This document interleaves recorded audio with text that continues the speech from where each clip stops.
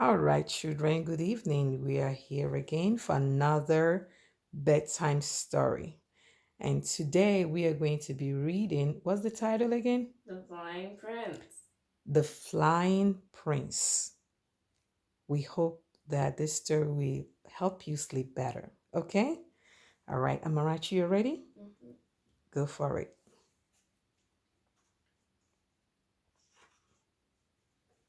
Prince Richard lived in a distant land.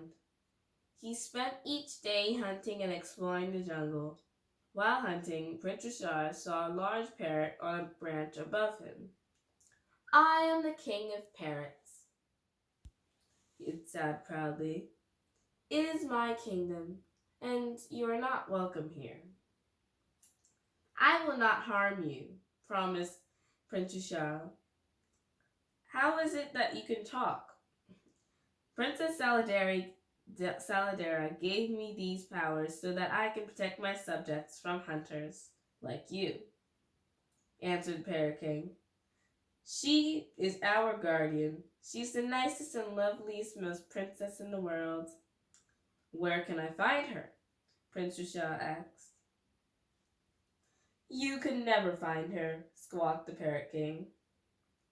She lives in a very far away city where night becomes day. Prince Shah thought of nothing but for the princess for many days.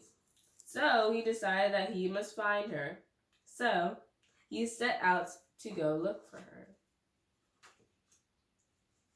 The prince traveled for 4 days and suddenly he ran into a bunch of angry elves. There were four of them, and their master had given them four magical objects, but they could not decide who gets what. So the prince offered to help. Excuse me, said the prince. Perhaps I can help you. Our masters left us these four magical things, the trolls answered. But he did not even tell us who gets what. There was a flying bed that could take you anywhere you wish to go. There was a cloth bag that could give its holder anything it wished for.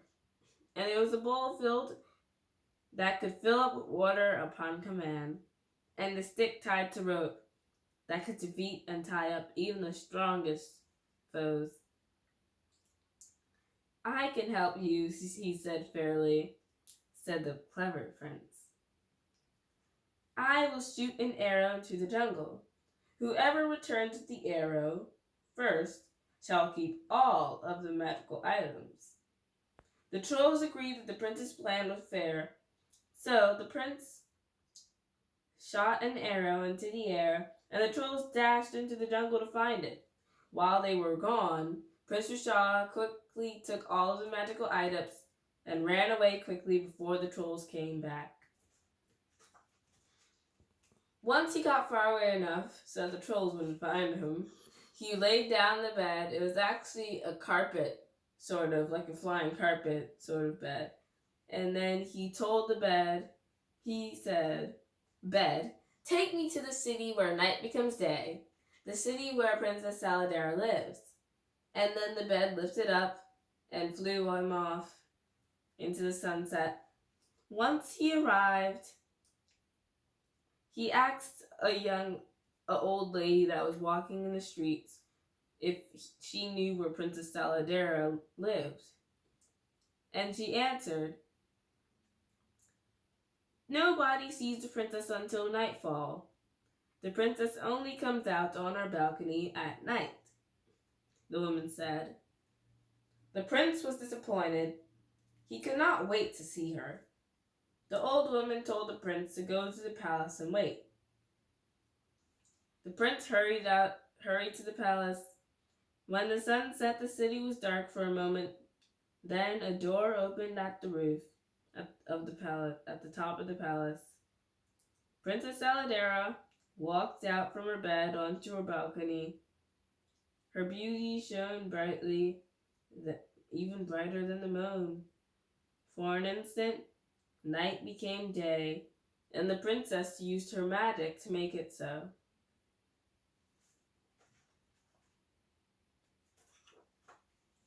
Princess Rashah took his bag of wishes and said, "Bag, give me a silk shawl, one that matches the princess's gown exactly." He reached into the bag to find a flowing silk shawl.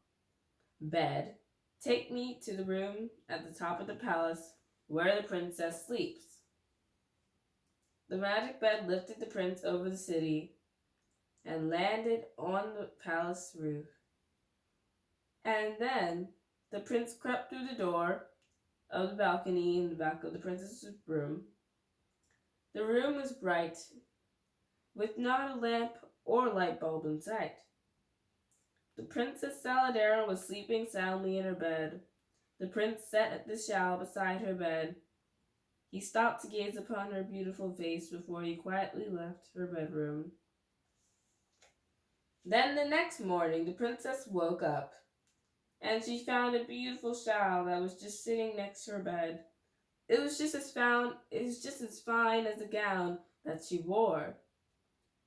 The Princess Saladera was very curious about who her secret admirer might be.